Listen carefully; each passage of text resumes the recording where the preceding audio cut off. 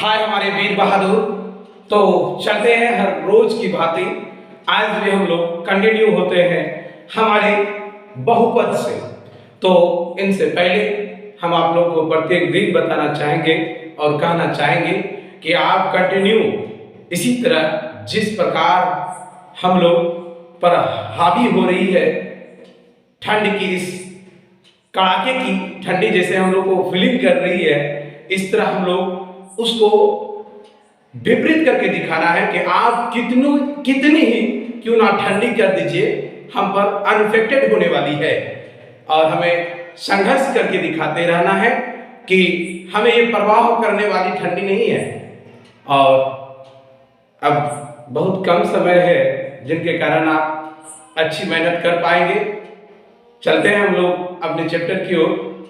बहुत सारी बातें हैं। हाँ, एक बात याद आ गई कहते कहते, ना बात होगी ना बातों की बात होगी, ना बात होगी ना बातों की बात होगी, बात तो जरूर होगी लेकिन एग्जाम के बाद होगी, एग्जाम की बात होगी। तो चलिए सर, बहुत तरह की बात है लेकिन आप लोग का एग्जाम पहले हो जाए तो हम बहुत गदगद हैं। आप लोग को एग्जाम को लेकर के बहुत दबाव में बने हुए हैं, जिनके कारण बहुत सारे शब्दों को हम समेट कर रखे हुए हैं सर। तब तक हम अपने सिलेबस के अनुसार चलते हैं। देखिए क्या कह रहे हैं हमारे सवाल में और हमारी चैप्टर में क्या कहना चाहता है। आज हम लोग का जो प्रश्नावली है वह प्रश्नावली होगा 2.1 से रिलेटेड और 2.1 से ही रिलेटेड आज, और 2.2 से रिलेटेड बात होगी। और इन्हीं दोनों चैप्टरों से जो मेन इंपॉर्टेंट मेरा कहने का सेंस है कि लॉन्ग अभी हम नहीं आपको बता पाएंगे, बहुत कम समय है। हम इतना ही बताएंगे कि जो सिर्फ एग्जाम की दृष्टि से। लॉन्ग की बात करेंगे तो हम लोग जनवरी से चलेंगे, जिसमें कि हमारे नए सेशन के बच्चे हैं, वो बच्चे जो न्यू ज्वाइन करेंगे उन सारे बच्चों के लिए हम अलग से उसका क्लास लेंगे। उसके लिए हम फिर अलग से वीडियो आपको देंगे, जिसमें कि नए नए बच्चों के लिए A to Z जितने भी बेसिकल फॉर्म है, इनसे सारे रिलेटेड फॉर्मूला को हम प्रूव्ड के साथ कर करके आपको हम दिखाने वाले हैं। और देख लेते हैं कि मैथों में भी कितना दम है कि हमारे बिहार बोर्ड के बच्चे को डरा देगा। देख लेंगे इसको भी। देखिए सर, तो आते हैं हम लोग इसमें। तो बहुपद का कहने का अर्थ होता है, एक हम लोग पढ़े थे बचपन में, याद आता है, घात और घातांक से रिलेटेड कुछ बात, ठीक, जिसको हम लोग क्या कहते हैं, क्यूब और क्यूबाइट।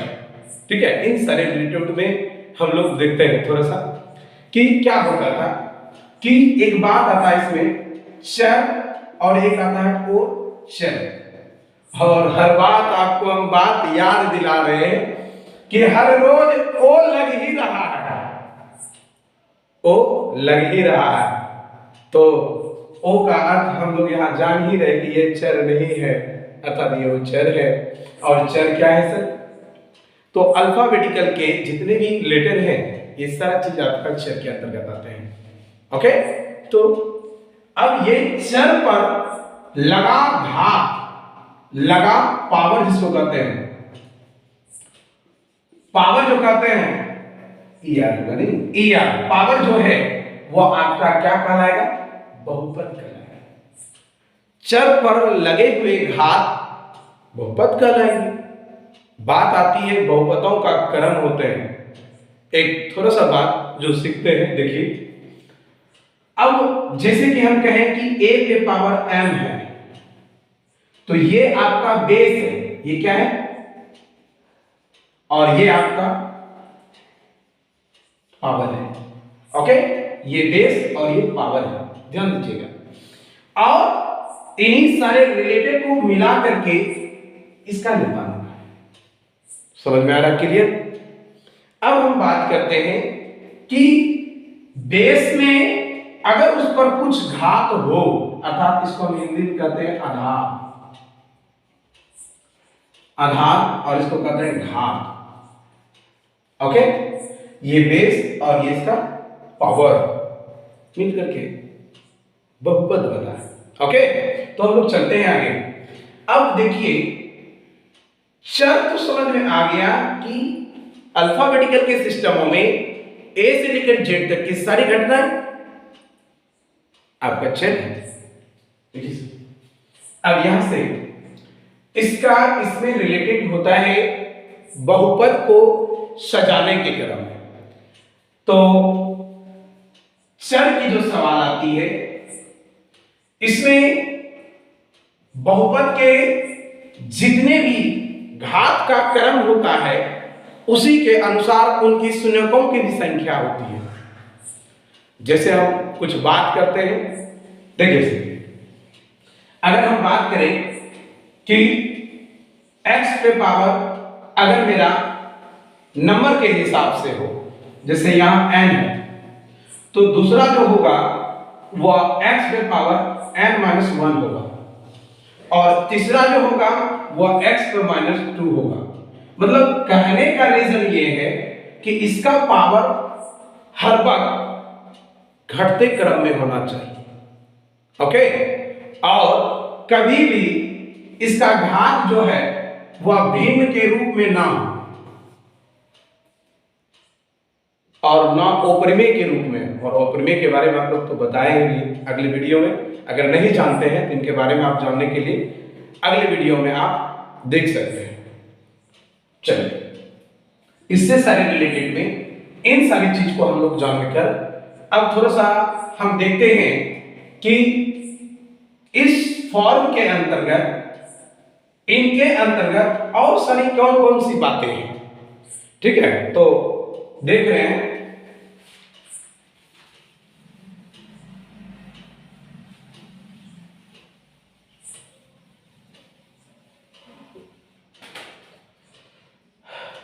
अब हम लोग इस बात को अवगत होंगे इस बात से कि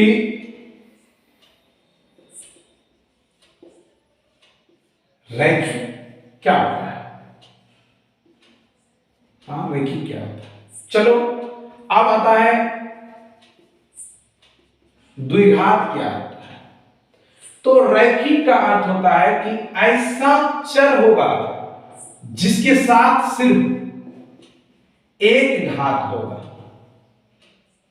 और द्विघात क्या होगा, देखिए सर हम दिखा रहे हैं आप लोग, ऐसा होगा। तो सब त्रिघात क्या होगा, तो ax³ bx² cx+d।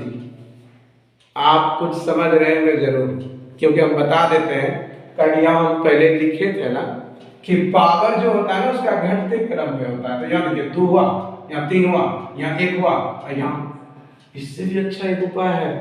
देखिए सबसे ax पे पावर हम n बोले थे प्लस bx पे पावर n-1 बोले थे और cx और n-2 बोले थे। अब ऐसा नहीं कि सर यहाँ 3 में 2, ऐसा मतलब हमने क्या बोला कि घात का ये क्रम लेने के दरमियान ये सारा फंडामेंटल का आप प्रयोग कर रहे हैं। और यहाँ देखिए x पे पावर जो भी आप लगा दीजिएगा, जैसे x -3 और यहाँ d लगा दें, इस रूप में आप घात को सजाए हुए हैं। ये हमारा एक समझिए कि घात को क्रम में सजाने का एक नियम है, जो कि आपको बहुपद के पहला चैप्टर में यही सारा रूल है। किसको आप रैखिक कहेंगे, किसको आप द्विघात कहेंगे, किसको आप त्रिघात कहेंगे, इन सारे रिलेटेड में आपसे क्वेश्चन में भी आता है कि निम्नलिखित में दिए गए कौन से समीकरण रैखिक है, कौन से समीकरण द्विघातीय है, ये आपको पहचानने के लिए। और आज के बाद से हमको लगता है कि आप लोग पहचान जाइएगा।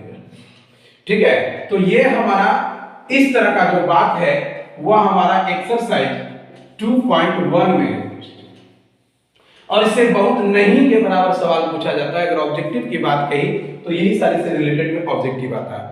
मतलब घातों का सिर्फ क्रम जो होते हैं वो सजाने के लिए इस चैप्टर से पूछा गया है। अब बात आता है आपका एक्सरसाइज 2.2 से रिलेटेड। इसमें थोड़ा सा आपको ज्यादा रमना होगा, तभी जाकर के आप अच्छी तरह से समझ पाइएगा। तो हम लोग देख रहे हैं, इसको भी सीखिए लेते हैं, तब हम लोग आगे चलते हैं। तो लेते हैं हम लोग आगे की ओर। देखिए कि इसमें हम है क्या, उसको हम देख रहे हैं। इसमें है एक सीधी सी बात, हम लोग ने अभी देखा रैखिक समीकरण, दूसरा क्या देखे हम लोग, दूसरा हमने देखा कि द्विघात सीखे, तीसरा क्या देखे त्रिघात। लेकिन मैक्सिमम जो हम लोग का ऑब्जर्व करने की कैपेसिटी है और जो अभी हम लोग समझने के क्रम में है, वो हम आज जो सीखेंगे वो द्विघात से रिलेटेड सीखेंगे। द्विघात देखते हैं सर, द्विघात के बारे में हम लोग जानते हैं तो क्या है।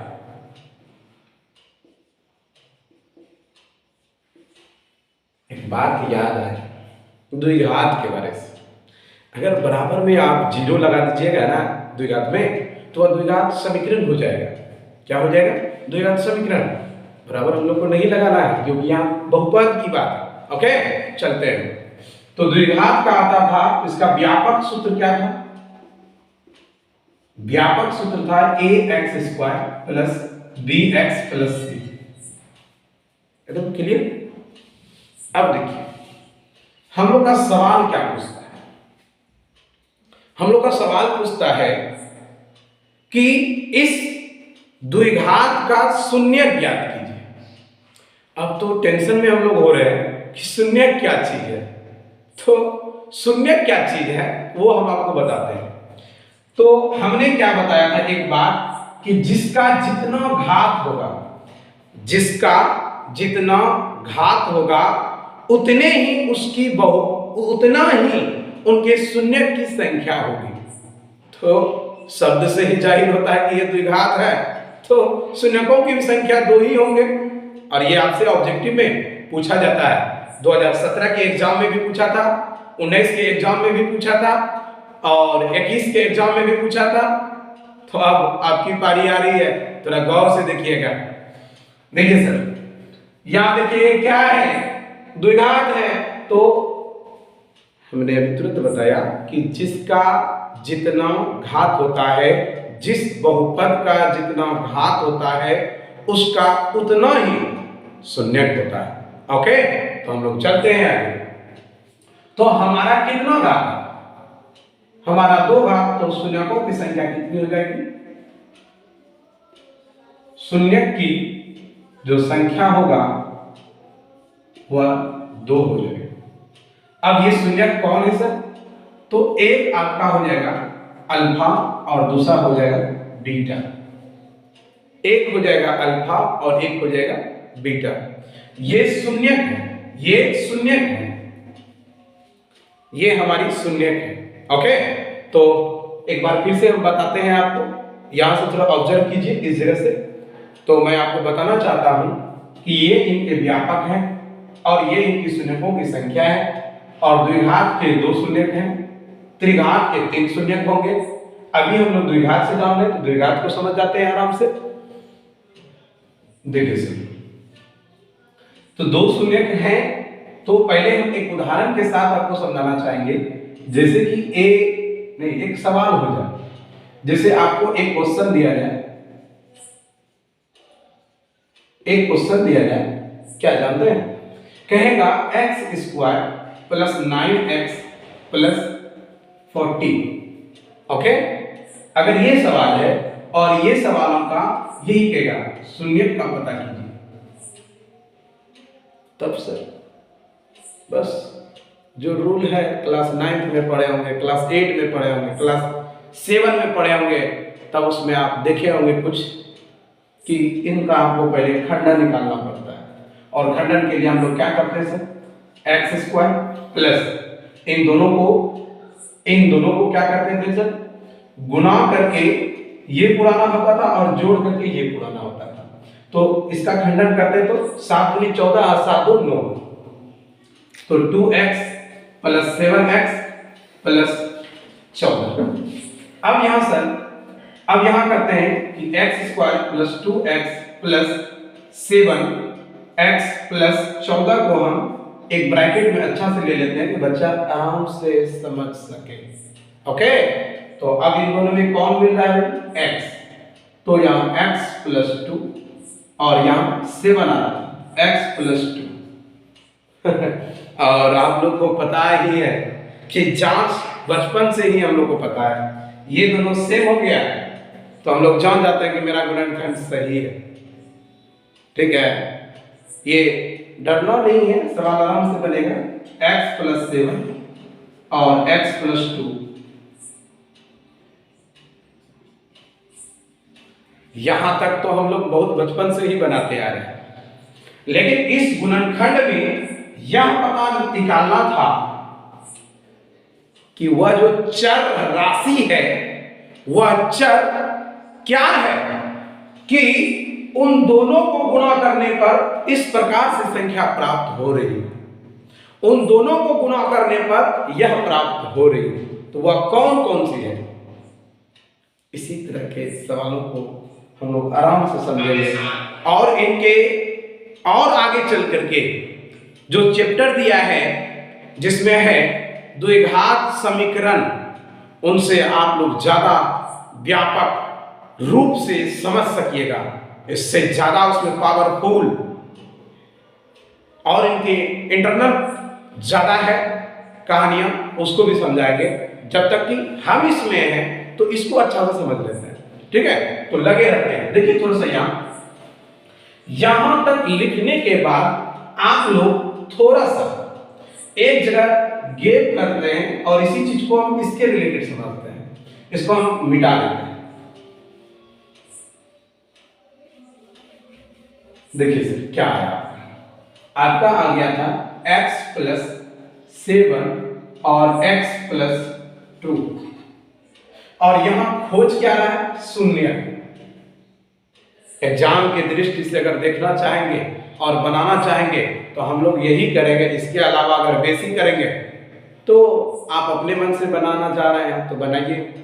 देखिए सर, तब हमको यहां लिखना होता है कि x square plus 9x plus 14 का शून्य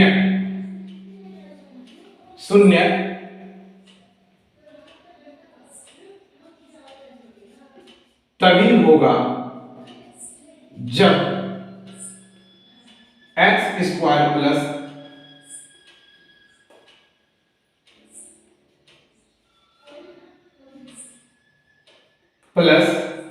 9x प्लस 14 इक्वल टू क्या है, 0 हो जाए। तो इसका 0 मतलब इसका 0, तो x प्लस 7 और x प्लस 2 इक्वल टू 0, अर्थात x प्लस 7 इक्वल टू 0 और x प्लस 2 इक्वल टू 0 और x इक्वल टू 0 माइनस 7 और x इक्वल टू माइनस 7 और x equal to 0 plus 0 minus 11 2 और x इक्वल टू माइनस 2। अब आप कुछ देख पा रहे हैं, x का 2 वैल्यू है, यहां बताना चाह रहा है कि वह -7 भी है और -2 भी है, तो आप इसी में से इसको अल्फा और बीटा के रूप में पहचान रहे हैं और यही इनके दो शून्यक हैं। तो आपके द्विघातों के शून्यकों की संख्या कितनी हुई, 2, 1 और 2, ये हमारे द्विघात की शून्यक था। लेकिन आपको बोर्ड एग्जाम में कैसे पूछेगा हम उसको थोड़ा बता देते हैं, ठीक, एग्जाम में उसी तरह से आप लोग बनाइएगा और उसी तरह से आप लोग सरल कीजिएगा। देखिए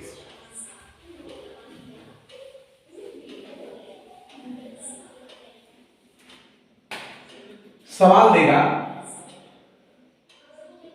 कि x स्क्वायर, इससे भी पहले एक चीज थोड़ा हम दो तीन टूक छोड़ देते हैं, उसको भी बताइए देते हैं कि द्विघात का व्यापक ax square plus bx plus c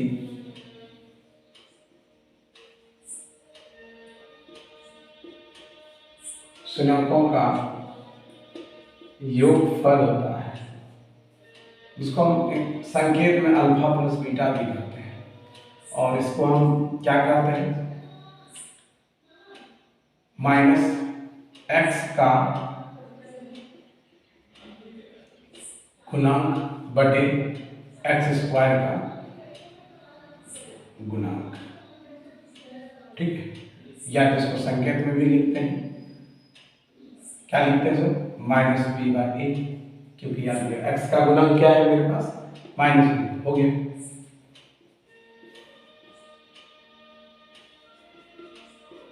शून्यकों का गुणनफल की बात कही जाए तब आपका इसी से मिल जाता है, ठीक है, ताकि इसका इधर हो जाता है, दिक्कत हो जाती है। तो गुणनफल में क्या हो गया आपका, क्या लिखिएगा, ओचर पद बटे एक्स स्क्वायर का गुणा, इसको संकेत में सर अल्फा इंटू बीटा लिखिए और इसको संकेत में सी बाई ए लिखिए। ओके, ये इतना का जो सूत्र है ना वो बहुत मायने देता है, बहुत ज्यादा मायने देता है, ठीक। और इसी से रिलेटेड बहुत सारा क्वेश्चन पूछा जाता है, कैसे पूछने दिया जाता है उसको देखते हैं, देखिए कैसे पूछता है।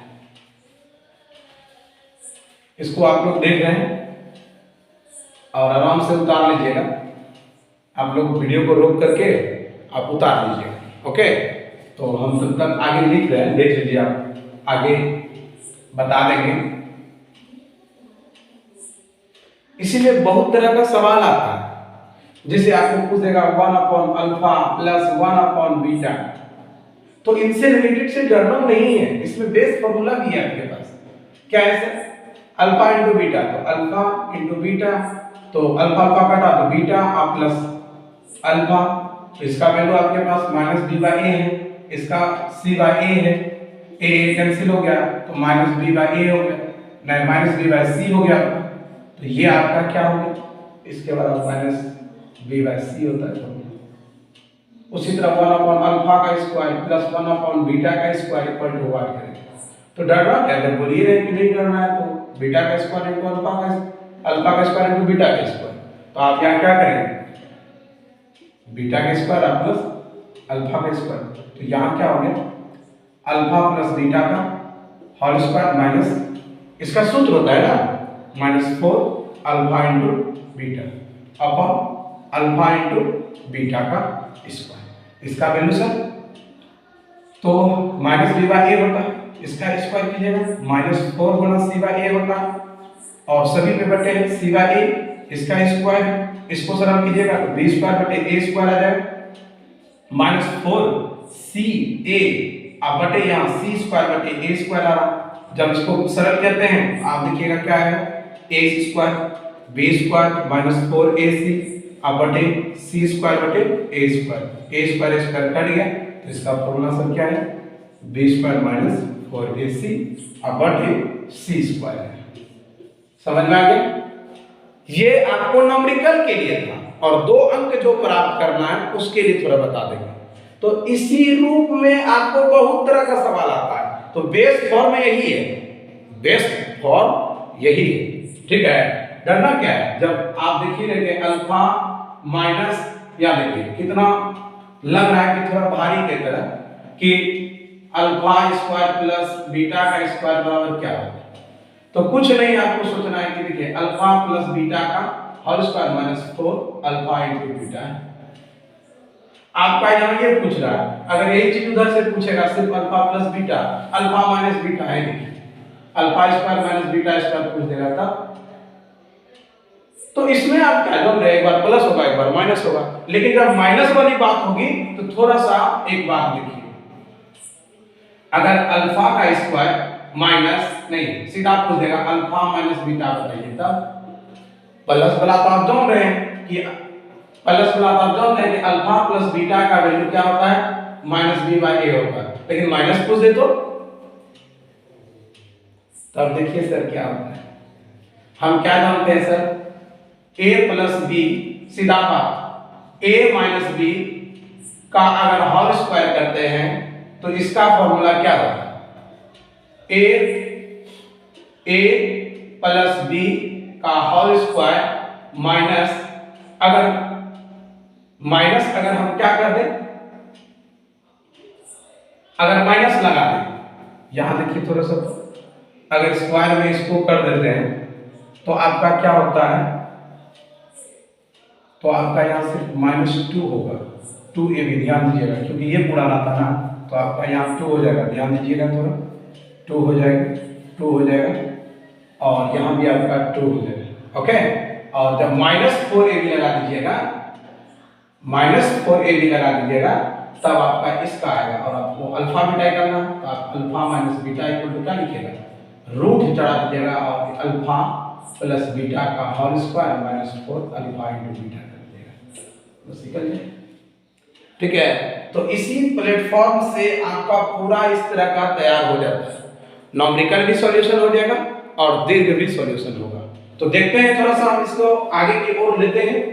तो अब हम लोग थोड़ा सा सवाल की ओर चलेंगे, ये सिर्फ वस्तुनिष्ठ प्रश्न के लिए हम लोग देख रहे हैं। ओके, तो अब थोड़ा सा सवाल है और कुछ ही देर के लिए बस हो जाएगा सर। देखिए सर, होता क्या है कि बताने के क्रम में ऑब्जेक्टिव भी जो आपका एग्जाम में आ जाता है ना, जिनके कारण उसको भी हमको लेना पड़ जाता है। चलिए सर, हम लोग देखते हैं आगे कि अब सवाल किस प्रकार से आएगा सर और बनाना है कैसे, उसको हम एक बार बना देते हैं। एक बार इसको देखिए कि x square plus 3x plus 2 कर दिया है का शून्य ज्ञात कीजिए करें तथा इनके बीच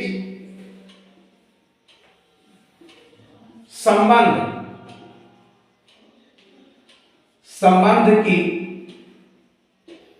सत्यता की जांच करें। ये हमसे इस प्रकार से सवाल पूछेगा। ठीक है, अब देखिए सर, ये इस तरह का सवाल रहेगा तो आप क्या लिखिएगा, सबसे पहले आप लिखेंगे x square plus 3x plus 2 equal to 0। नहीं लिखना, यही तो गलती करता है, नहीं लिखना। चलिए आज इसको हम सरल करना शुरू करते हैं। तो इसको क्या लिखिएगा sir, 2x plus x plus 2, उसी तरह x square plus 2x plus x plus 2 bracket में ले लिया इसको और दोनों से कॉमन लेना शुरू किया, x प्लस 2 इससे 1 x प्लस 2। फिर इसी प्रकार देखिए सर, दोनों मिल गया ना, चलते हैं x प्लस 1 दूसरा x प्लस 2। यहां तक आने के बाद आप लोग क्या कीजिएगा, यहां लिखिएगा कि x square plus 3x plus 2 का शून्य होगा, शून्य होगा यदि क्या हो जाए, x square plus 3x plus 2 equal to क्या हो जाए 0, या क्या लिखिएगा x प्लस 1 और x plus 2 equal to 0, x plus 1 0, उसी तरह x प्लस 2 बराबर 0, x equal to 0 minus 1, x equal to minus 1 और दूसरा लिखेगा x बराबर 0 माइनस 2 और x equal to minus 2। Okay, तो ये आपका क्या रहा, दो शून्य। यहां तक तो कहानी खत्म हो गया, तथा इनके बीच संबंध की सत्यता कीजिए। मतलब इन सारे सवालों में इनका क्या संबंध है, इनसे और इनमें क्या संबंध है, बस थोड़ा सा आपको बनाना होगा एकदम बढ़िया से। इस जगह हम थोड़ा सा जांच के लिए लिख देते हैं। ठीक है, जांच के लिए आप दो को जांच कर सकते हैं, एक को जांच कर सकते हैं, जैसे करना है कर दीजिए। यहां लिखिएगा शून्यांकों का योगफल, तो आप क्या लिखेंगे सर, आपको पहले याद था माइनस x का गुणांक बटे x स्क्वायर का गुणांक योगफल। तो योगफल शून्य कौन है, यही दोनों में शून्य के सर। तो आप यहां लिखिएगा -1 प्लस -2 और माइनस x का गुणांक, तो माइनस तो सूत्र में है और x का गुणांक, तो x का गुणक यहाँ किसके साथ, 3 के साथ। x स्क्वायर का गुणक, तो x स्क्वायर का गुणक यहाँ क्या है 1। अब देखिए सर, -1 -2 बराबर -3, 1 का तो इससे डिविजिबल रहेंगे तो 3 ही होगा, तो -3 बराबर -3।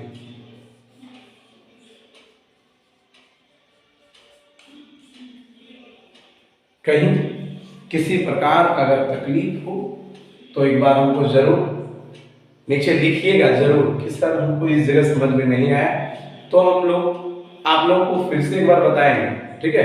तो एक बार इसको देखिए गौर से, आप इसको वीडियो को रोक लीजिएगा और लिख लीजिएगा। ओके, तो हम आगे बढ़ाते हैं, ठीक, थोड़ा सा और आगे होगा फिर खत्म हो जाएगा। ओके, तो देखिए सर,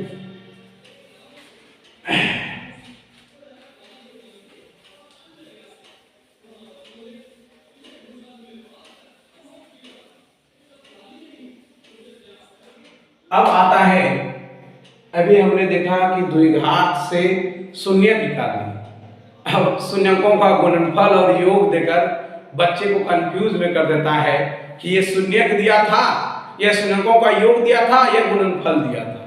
तो सब बात सवाल में ही रहता है, अर्थात क्वेश्चन में ही दम रहते हैं, बच्चे सिर्फ कंफ्यूज करते रहते हैं, ठीक है। तो हम आपको बताते हैं, अगर शून्यक दिया होगा तो आप गौर से पढ़िएगा कि शून्यक दिए गए हैं तो इनके द्विघात ज्ञात कीजिए, तो आप अल्फा प्लस बीटा का योग करके सवाल बनाइएगा। अगर कह दे कि निम्न दिए गए शून्यकों का योग और गुणनफल दिया गया है तो उन्हें आप ज्ञात करें, तो आप अच्छी से बनाइएगा, थोड़ा धैर्य रखिएगा और आराम से बना लीजिएगा। ओके, तो हम एक सवाल देते हैं और इसके अनुसार हम बनाते हैं, ठीक है। कह रहा है कि निम्न दिए गए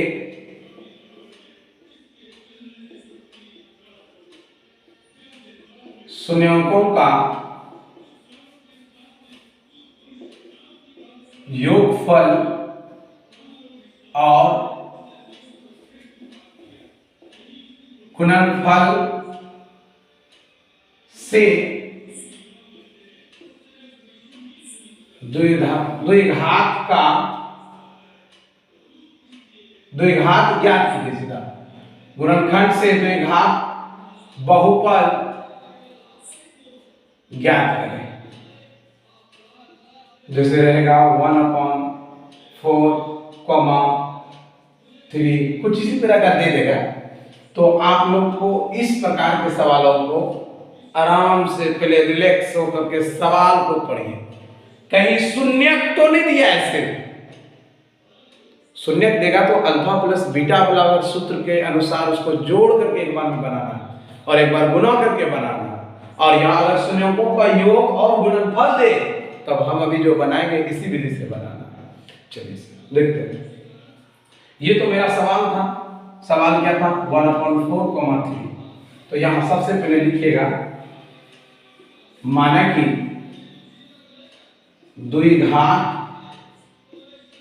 बहुपद जो है ax² plus bx plus c है, और यहां लिखा क्या, दिया क्या है? दिया है, क्या दिया है? शून्यकों का योगफल बराबर 1/4, और योगफल बराबर सूत्र क्या है सर? -b/a। 1/4 ये माइनस क्रॉस मल्टीप्लिकेशन करते हैं तो मेरा क्या आ जाएगा? -1/4। ओके, अब फिर क्या दिया हुआ? योगफल तो हो गया, अब गुणनफल दिए हुए, तो यहां लिखेंगे शून्यकों का गुणनफल बराबर क्या दिया हुआ है? 3, अर्थात गुणनफल c/a। अभी आपको बताए थे 3 अपन पूछ ले तो क्या है मेरे पास? 1।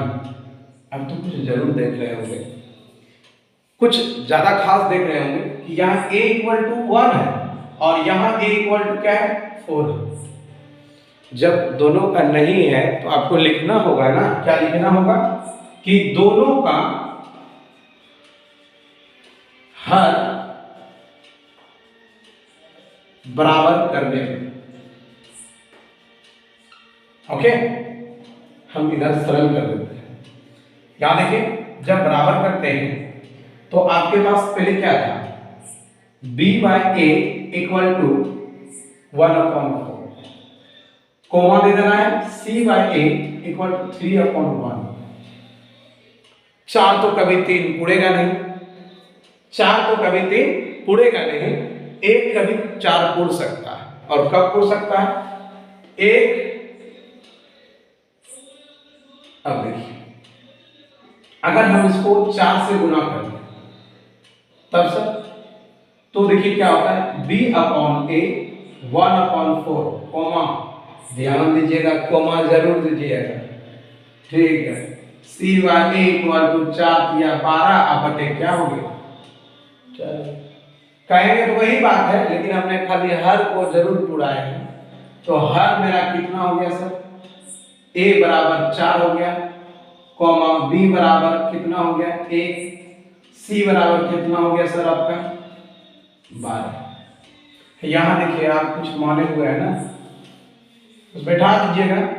यहाँ देखिए, यहाँ लिखिएगा द्विघात बहुपद equal to ax² plus bx plus c।